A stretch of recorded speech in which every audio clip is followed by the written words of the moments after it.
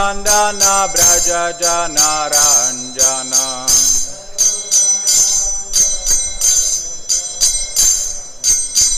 Yamuna Tira Vanachari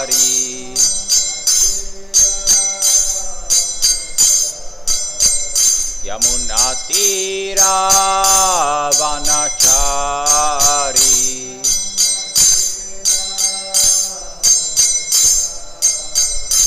Jaya Radha Madhava Kunja Bihari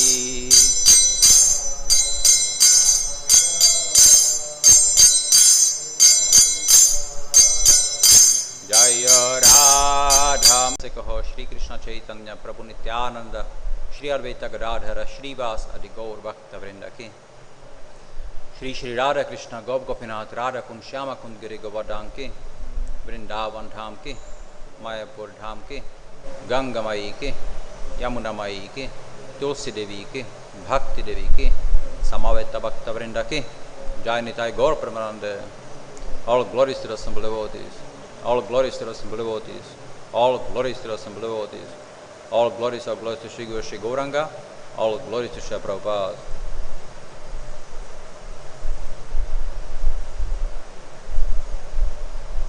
Om Namo Bhagavate Vasudevaya.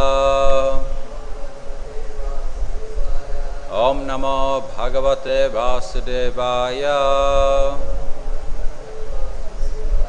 Om Namo Bhagavate Vasudevaya.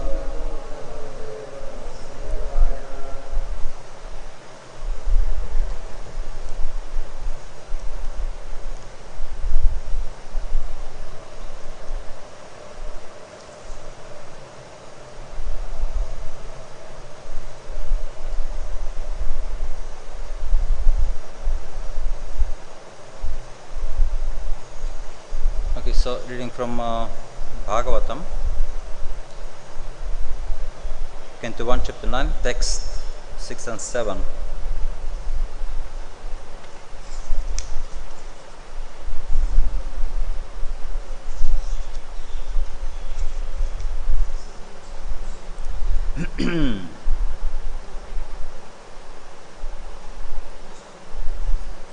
So, yeah, I'll read the first verse. And this is 7-1.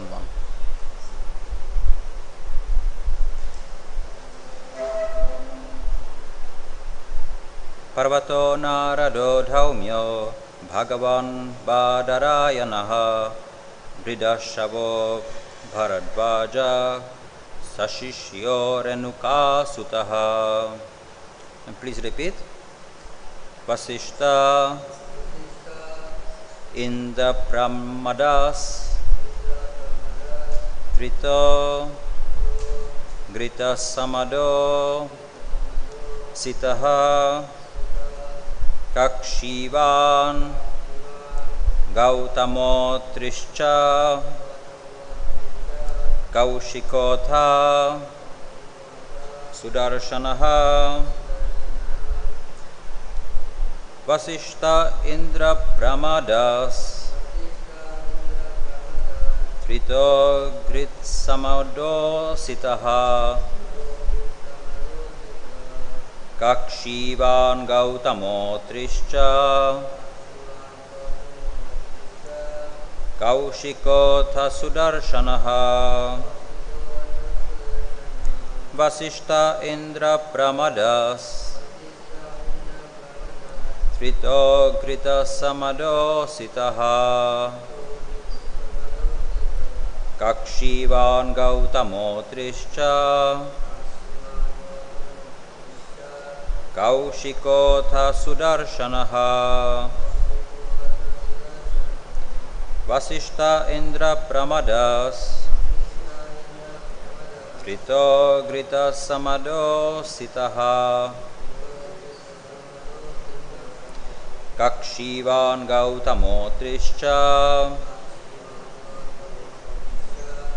kauśiko sudarśanaḥ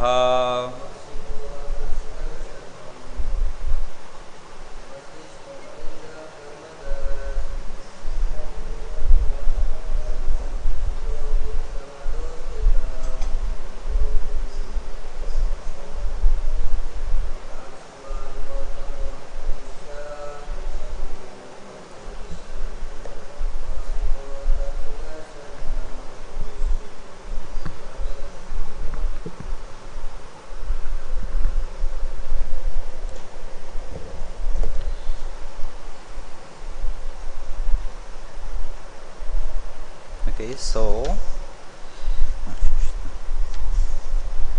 Vasiṣṭha, Vasiṣṭha, indrapramadah, indrapramada, tritah, trita, gṛtsamadaḥ, gṛtsamada, asitaḥ, asita, Kakṣīvān, Kakṣīvān, gautamah, gautama, atrihi, atri, cha, and Kauśikah, kauśika, atha, as well as sudarśanaḥ, sudarshan.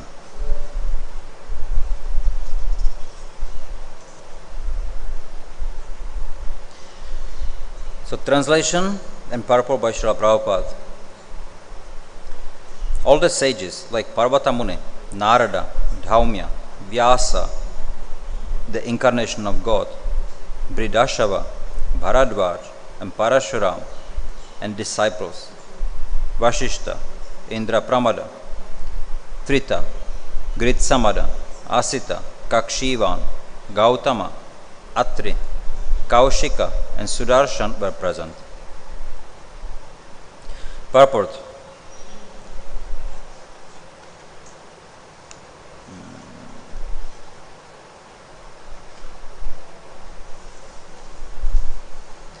So in this purport, then Srila Prabhupada actually, he is describing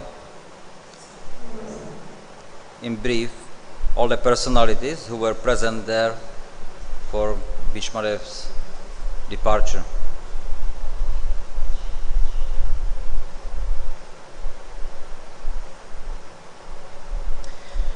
Parvata Muni is considered to be one of the eldest sages. He is almost always a constant companion of Nārada Muni. They are also spacemen competent to travel in the air without the help of any material vehicle. Parvata Muni is also a Devarshi, or a great sage amongst the demigods, like Nārada. He was present along with Nārada at the sacrificial ceremony of Maharaj Janamejaya, son of Maharaj Parikshit.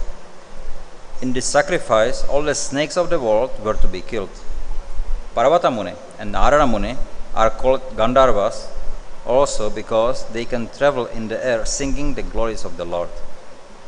Since they can travel in the air, they observe Draupadi's Swayamvara ceremony, selecting of her own husband from the air.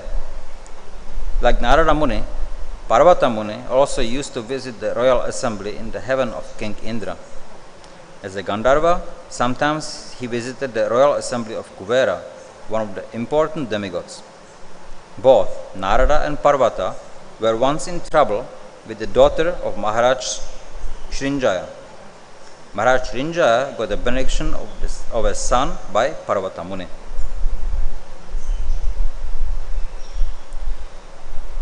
Nārada Muni, he is inevitably associated with the narrations of the Puranas. He is described in the Bhagavatam.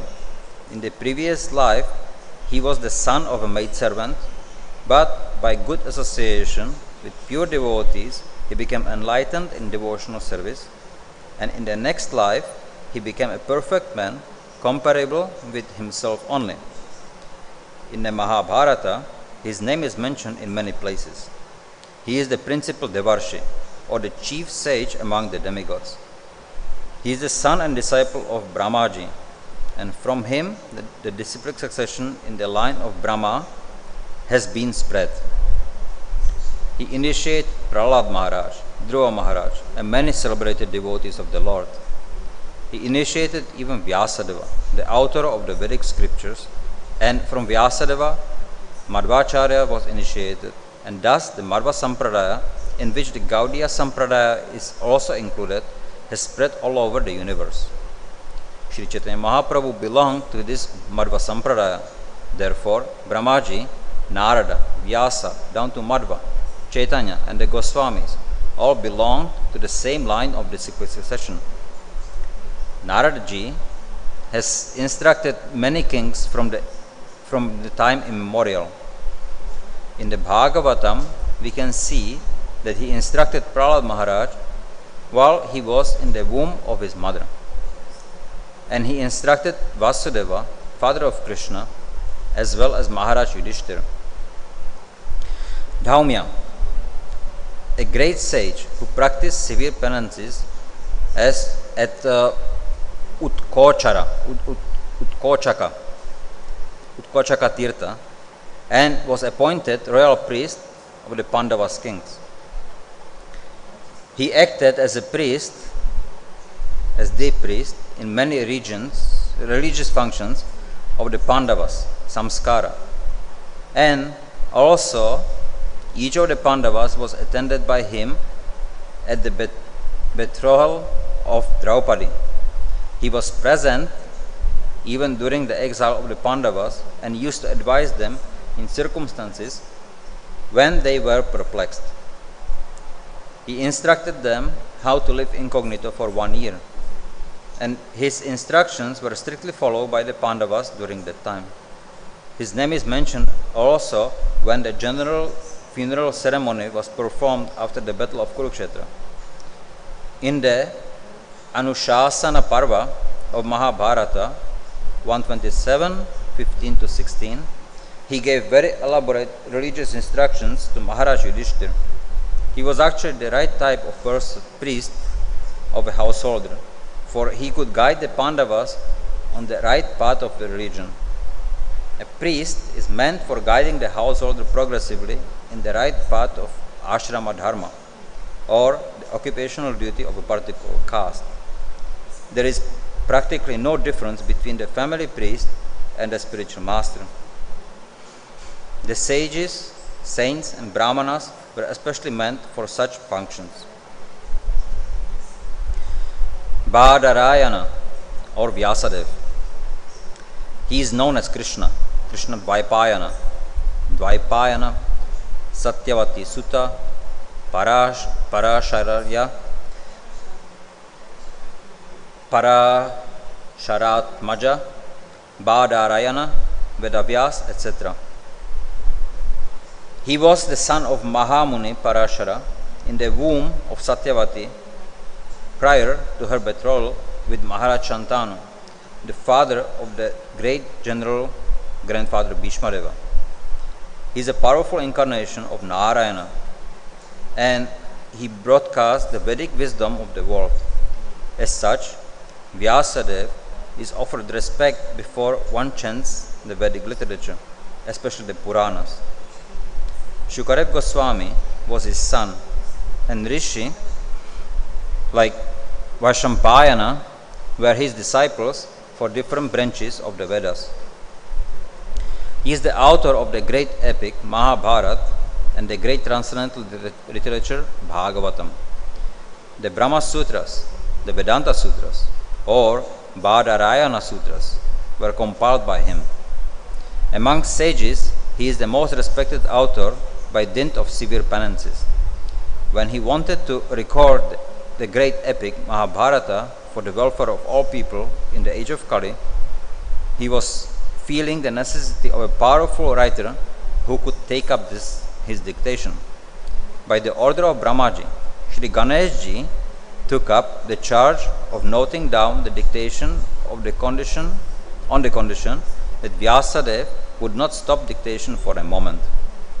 The Mahabharata was thus compiled by the joint endeavor of Vyasa and Ganesh. By the order of his mother, Satyavati, who was later married to Maharaj Shantanu, and by the request of Bhishmadeva, the eldest son of Maharaj Shantanu, by his first wife, the Genjis, he begot 3 brilliant sons, whose names was Dhritarashtra, Pandu, and Vidura.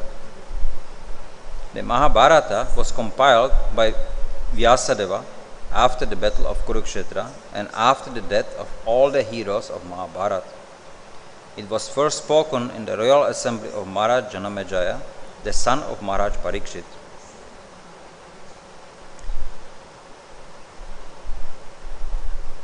Bṛhadaśvo, the ancient sage who used to meet Maharaj Yudhishthir now and then. First of all, he met Maharaj Yudhishthir in Kauśīvān. The sage narrated the history of Maharaj Nala. There is another bṛhadaśvo, who is the son of the Ikshvaku dynasty. Mahabharata, Vanaparva, 209, 4-5. Bharadvāja. He is one of the 7 great rishis and was present at the time of the birth ceremony of Arjuna. The powerful rishi sometimes undertook severe penances on the shore of the Ganges, and his ashrama is still celebrated at Prayagdham. It is learned that this rishi, while taking bath in the Ganges, happened to meet Gṛtachi, one of the beautiful society girl of heaven, and thus he discharged semen, which was kept and preserved in the earthen pot, and from which Drona was born. So Dronacharya is the son of Bharadvāja Muni. Others say that Bharadvāja, the father of Drona, is a different person from Maharishi Bharadvāja. He was a great devotee of Brahma. Once he approached Dronacharya and requested him to stop the battle of Kurukshetra.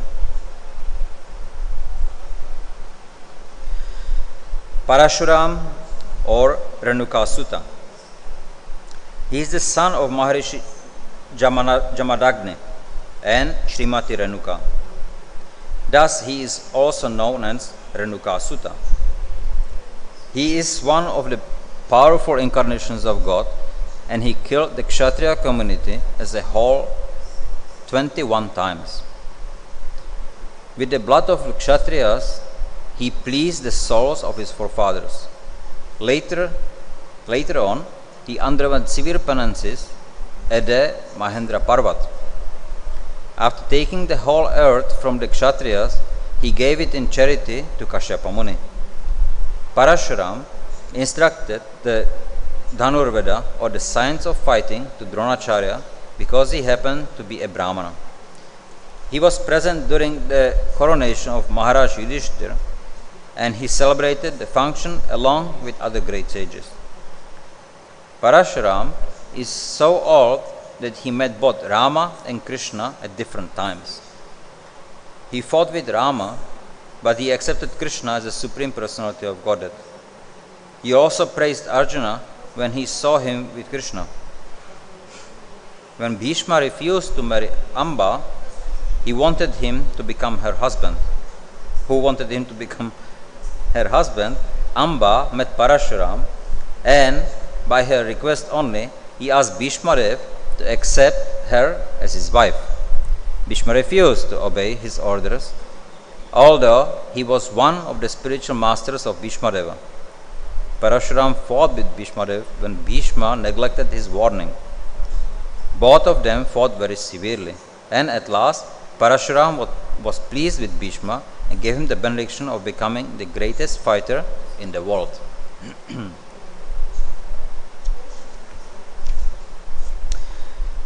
Vasiṣṭha, the great celebrated sage among the Brahmanas, well known by the Brahmarshi Vasiṣṭha Deva. He is a prominent figure in both the Ramayana and Mahabharata periods. He celebrated the coronation ceremony of the personality of Godhead, Sri Rama. He was present also on the battlefield of Kurukshetra. He could approach all the higher and lower planets, and his name is also connected with the history of Hiranyakashipu. There was a great tension between him and Vishwamitra, who wanted his Kamadhenu, wish-fulfilling cow. Vasiṣṭha Muni refused to spare his Kamadhenu, and for this Vishwamitra killed his 100 sons. As a perfect Brahmana, he tolerated all the taunts of Vishwamitra. Once he tried to commit suicide on account of Vishwamitra's torture, but all his attempts were unsuccessful. He jumped from a hill, but the stone on which he fell became a stalk of cotton, and thus he was saved. He jumped into the ocean, but the waves washed him ashore. He jumped into the river, but the river also washed him ashore.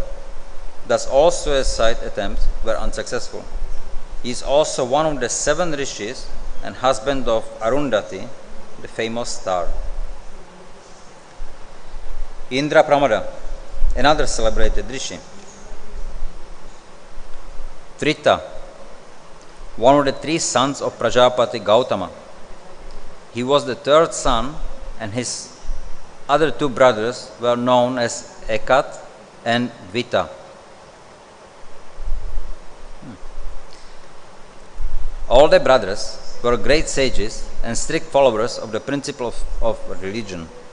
By dint of severe penances, they were promoted to Brahmaloka, the planet where Brahmaji lives. Once Trito Muni fell into a well. He was an organizing worker of many sacrifices, and as one of the great sages, he also came to show respect to Bhishmaji at his deathbed. He was one of the 7 sages in the Varuna Loka. He hailed from the western countries of the world. As such, most probably he belonged to the European countries.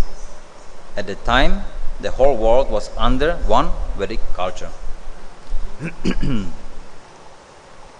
gṛtsamado, one of the sages of the heavenly kingdom. He was a close friend of Indra, the king of heaven, and was as great as Brihaspati. He used to visit the royal assembly of Maharaj Yudhishthira, and he also visited the place where Bhishmadev breathed his last. Sometimes he explained the glories of Lord Shiva before Maharaj Yudhishthira. He was the son of Vithavya, and he resembled the features of the body of Indra. Sometimes the enemies of Indra mistook him to be Indra and arrested him. He was a great scholar of Rig Veda, and thus he was highly respected by the Brahmana community. He lived a life of celibacy and was powerful in every respect. Asita. There was a king of the same name, but herein the Asita mentioned in the Asita is the Asita Devala Rishi, a great powerful sage of the time. He explained to his father 1,500,000 verses from Mahabharata. He was one of the members in the snake sacrifice of Maharaj Janamejaya. He was also present during the coronation ceremony of Maharaj Yudhishthira, along with other great rishis.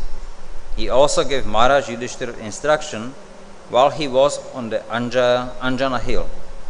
He was also one of the devotees of Lord Shiva. Kakṣīvān, one of the sons of Gautama Muni, and the father of the great sage Kauśika. He was one of the members of parliament of Maharaj Yudhishthira. Atri Muni was a great Brahmana sage and was one of the mental sons of Brahmaji. Brahmaji is so powerful that simply by thinking of son, he can have it. These sons are known as Manasaputras. Out of the 7 Manasaputras of Brahmaji and out of the 7 great Brahmana sages, Atri was one. In his family, the great Prachetas were also born. Atri Muni had 2 Kshatriya sons who became kings. King Artama is one of them. He is counted as one of the 21 Prajapatis. His wife's name was Anasuya, and he helped Maharaj Parikshit in his great sacrifices. Kauśika, one of the permanent Rishi members in the royal assembly of Maharaj Yudhishthira. He sometimes met Lord Krishna. There are several other sages of the same name. Sudarśana, this wheel, which is accepted by the personality of Godhead, Vishnu or Krishna, as his personal weapon, is the most powerful weapon, greater than the Brahmastras or similar other disastrous weapons. In some of the Vedic literatures, it is said that Agnideva, the fire god, presented this weapon to Lord Sri Krishna, but factually, this weapon is eternally carried by the Lord. Agnideva presented this weapon to Krishna in the same way that Rukmini was given by Maharaj Rukma to the Lord. The Lord accepts such presentations from his devotees, even though such presentations are eternally his property. There is an elaborate description of this weapon in the Adi Parva of the Mahabharata. Lord Shri Krishna used this weapon to kill Shishupal, a rival of the Lord. He also killed Shalva by this weapon, and sometimes he wanted his friend Arjuna to use it to kill his enemies. Mahabharata, Virata Parva 56.3.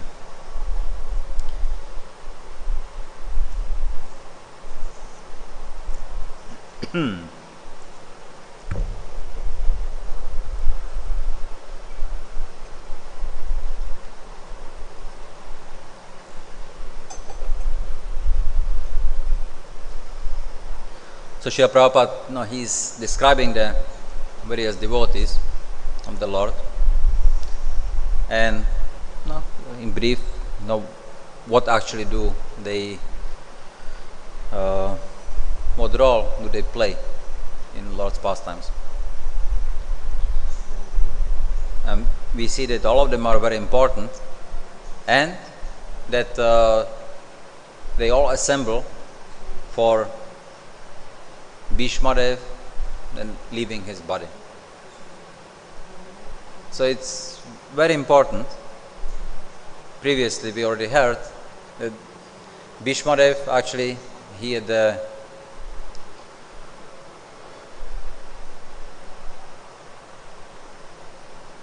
he could had chosen the time when he departs. And because it was still not Uttarayana,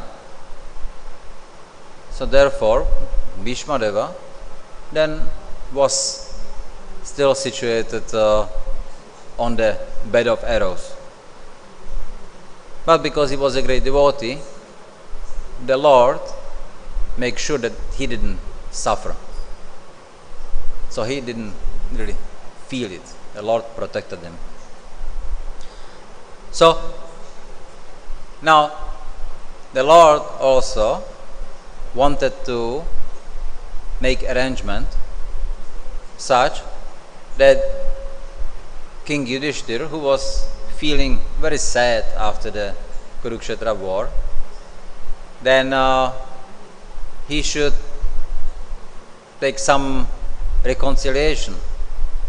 Somebody should try to pacify him. And previously we came to know that Krishna could not pacify him. Vyasadeva could not pacify him. Nobody could, really. But it's not because they really had no argument they could not pacify, but it was Krishna's arrangement just for this very reason, that Maharaj Yudhishthir hears from Bhishmadeva the instructions on Varnashrama Dharma. So it was very important event. So during that time, then here all the rishis present, including Maharaj Yudhishthira, then they are going to hear the instructions given by Bhishmadeva, and Yudhishthira Maharaj will understand then what he is supposed to do, how he is supposed to take up the kingdom. So that's it's very important.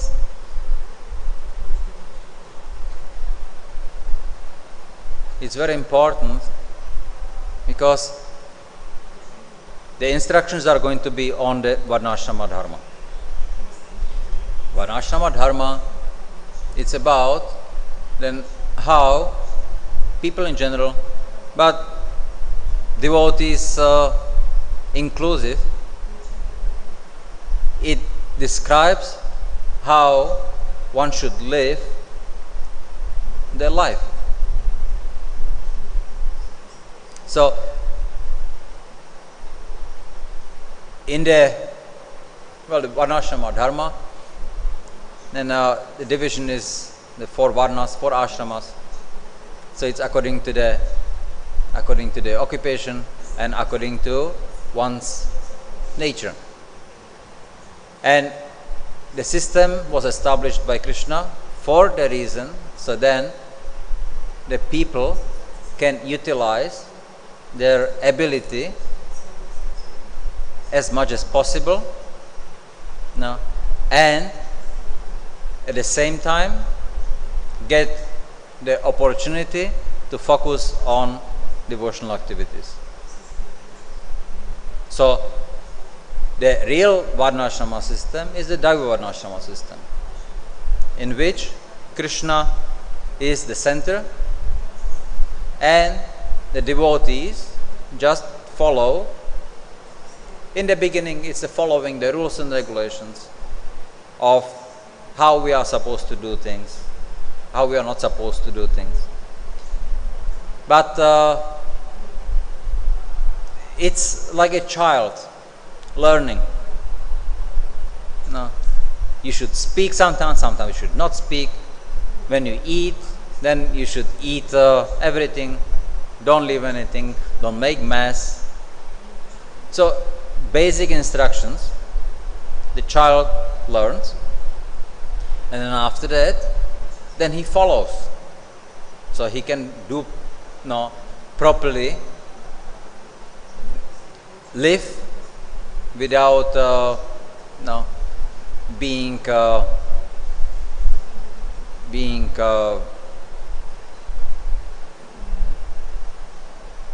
sad that he is not behaving well, that he doesn't know what the culture is. So the Varnashrama Dharma, besides that it gives the certain rules and regulations for the various Varnas and the Ashramas, so how people can live together for the higher goal, which is Krishna consciousness, then also gives the ways then how to properly execute all these duties. And this is done by the culture. So the culture is very important element because it's the connection actually between, you have the philosophy. So how are you going to connect philosophy and your life? Philosophy is in the books. Life, you live according whatever situation. So, but to live our lives properly, then we need to know how to apply the philosophy in our lives. And that's done through the media of the culture. So the culture is very important. The culture of how to execute one's duties. Now, how to relate to each other. Like, devotees are encouraged to associate. Rupa Goswami, and he gives instruction. Darate pratigrihnati, guhemakhi prichate, bhunkte bojayate. So, now, what does that mean? There is like a frame to which how devotees then should be relating to each other. Giving gifts, accepting gifts, and inquiring from one in confidence, and at the same time revealing his mind in confidence. Then we have bhunkte bojayate, accepting prasad and serving prasad. So that's there. But then how it's being done? So that's according to the culture. So prasadam, like how is prasadam being served? You can give prasadam, right? And then you want to give prasadam, so then you give somebody something on the floor. Who will appreciate that? But you may think, I'm serving prasadam. Because you may give some prasadam to some dog. Because dogs also benefit from prasadam. So, you may give it to him, and then on the floor he will take it. But will you serve a devotee some prasadam on the floor? Only if you put the plate there, right? So then you sit nicely in line. Everything is properly arranged. That's the culture. And how you serve.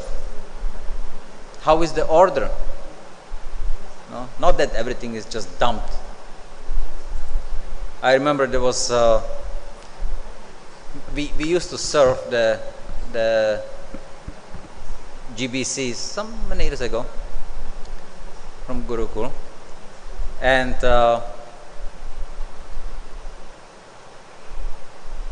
one day there were Matajis from South India.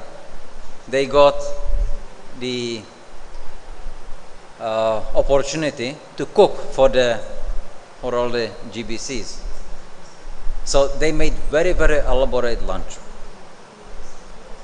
So they make dosas, they make uttapams, paniyaras, they were making rice dishes, so many things they were making. And that day, then it happened that there were also some Bengali brahmacharis serving. But now, what do they know really necessary about serving South Indian dishes? And they didn't even care to ask. So any bucket, just to take that and serve. So then you get rice and dosa. It was terrible. So everything was very nice. It was nice prasad, nicely cooked, could have been nicely offered, but if you don't do it properly, according to the culture, then the result is not going to be good. And we may say, it's a detail. You can mix everything together and eat. Why would you do that? So the culture, how we apply the philosophy in our life is very important. We hear about then when Advaita Acharya, then he invites Chaitanya Mahaprabhu, or when his mother cooks also, right? So there are very elaborate dishes, and specifically how they are served, with what, which quantity, what goes with it. It's very important. When does it go? What goes before? What goes after? Those aspects are very important, and that's the culture.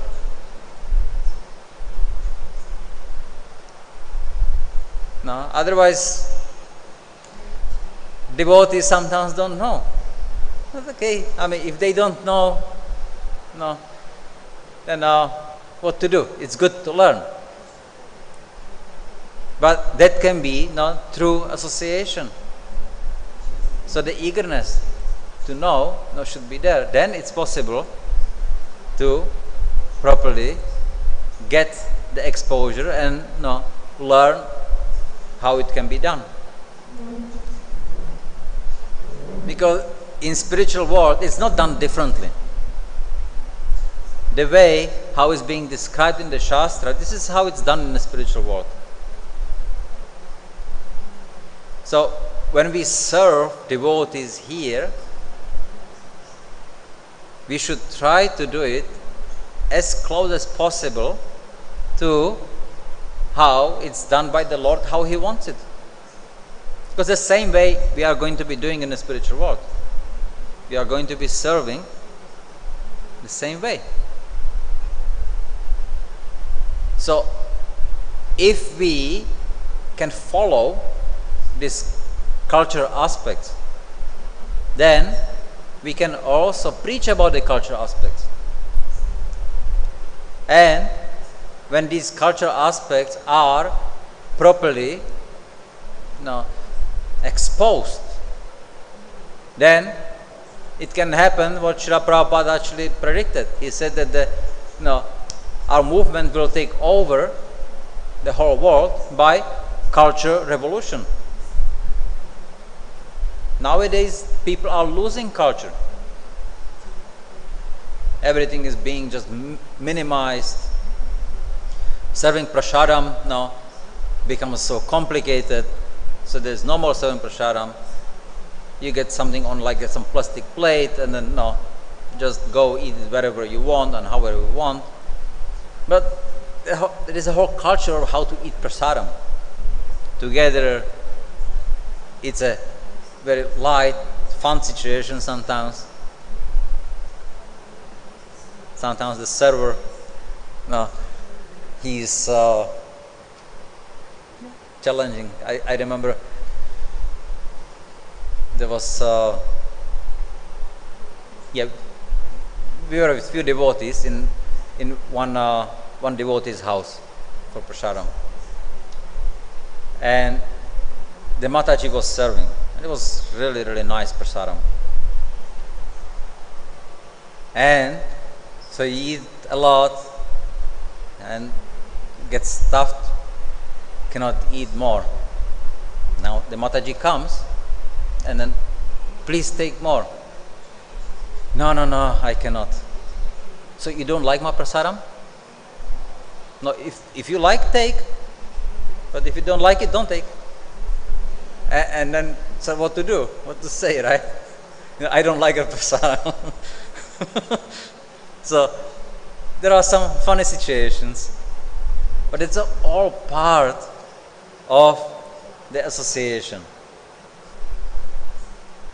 You see in many countries, and you see it especially in like Asian countries, when there is prasadam or when there is some eating, then just people gather together, and it's not just about the eating, it's a social event.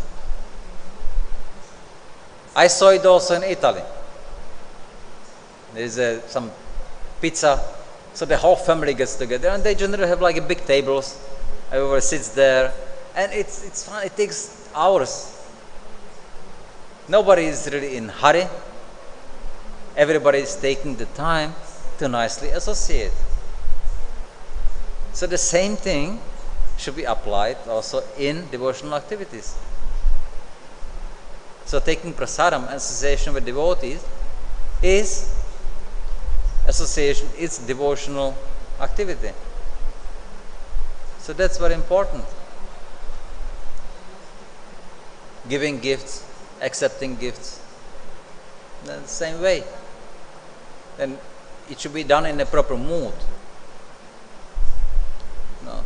Giving something to someone and accepting something from someone. So, yeah. Are there some questions? Yes. I don't see the mic.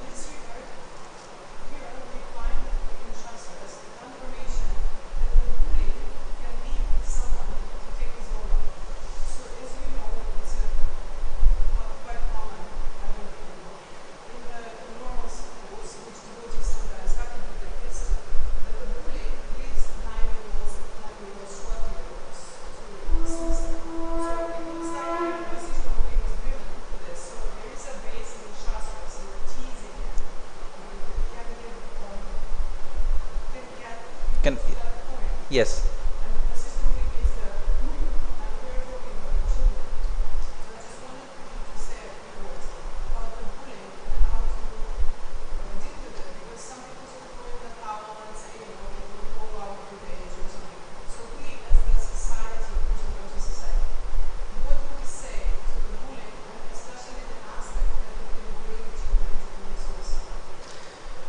See, the bullying, any school should have zero tolerance for bullying. Because bullying, sometimes it can be very subtle, but it has very, very detrimental effect on the child. So no teacher or educator or parent should tolerate any bullying. And it's not just towards their child. Bullying cannot be tolerated, because it deprives the person from behaving the way what's natural for him. So previously, when there were gurukuls and then would be a teacher, he would have few students. Because of the nature of the teacher, he would attract the students of a similar nature. And some other teacher would attract some other ones.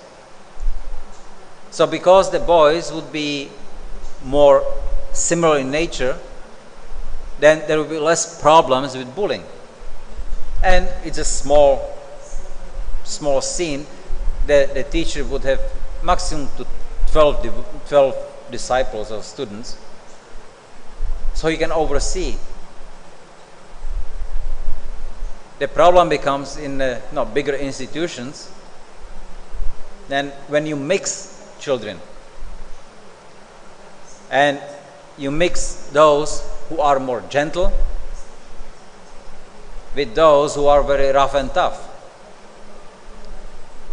So now what happens when the tough children and the rough ones, they see those who are gentle as weak. So they cannot go and harass also the other tough guys.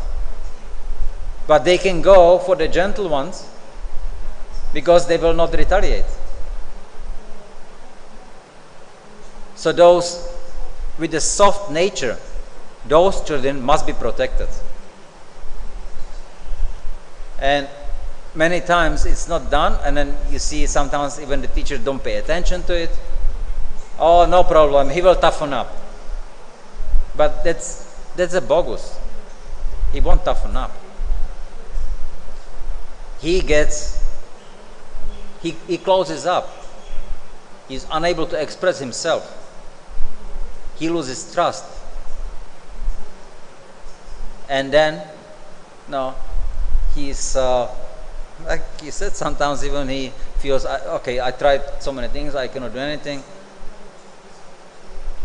He may try even to commit suicide.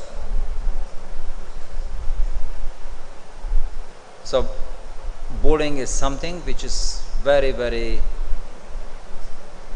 important to remove completely, and it's up to the teachers, educators, and the parents to see that and to work on that. Very important thing is that the teacher or the parents, then they have close relationship with the child, because then the child, he can reveal his problems to somebody whom he trusts. But if there is no relationship developed during the time when the child is being bullied, there is not very likely that he will develop a relationship with some adult and open up himself. He feels uncared for. So we have to develop some compassion, affection, and help the children with their problems,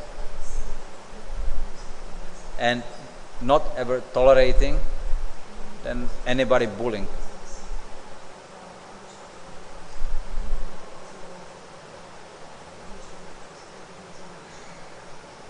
Yeah. Yes. In Srimad Bhagavatam, in another place, is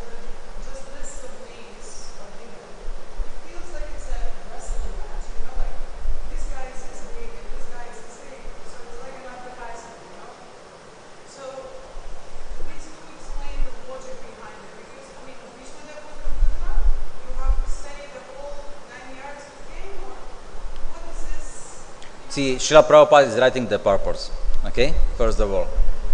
So he is doing it for a reason. So we should not talk about the purpose, that like making them not too unimportant. Srila Prabhupada, he is pointing out all these important personalities who did come for Bhishmadeva's departure, just to show how important Bhishmadeva was, how great devotee he was. So that's association. We know Nārada Muni, he is constantly singing the glories of the holy name. He is always with Krishna. He is traveling, right? So he is always absorbed on Krishna's name, means always with Krishna. But he takes his time to come and see and hear Bhishmadeva. So Srila Prabhupada, Shukadeva Goswami, he is stressing that he is giving the names who came. For this reason, to know, we should not doubt that Bhishmadeva was not an ordinary personality.